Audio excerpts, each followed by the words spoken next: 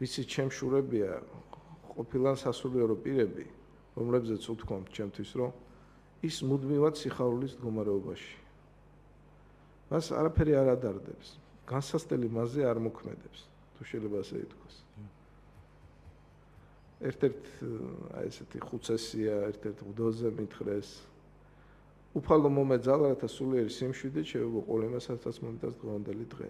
და სულიერების მაღალ დონეზე უკვე ცხოვრებისეული განსასწრელი ადამიანებზე უკვე აღარ მოქმედებს.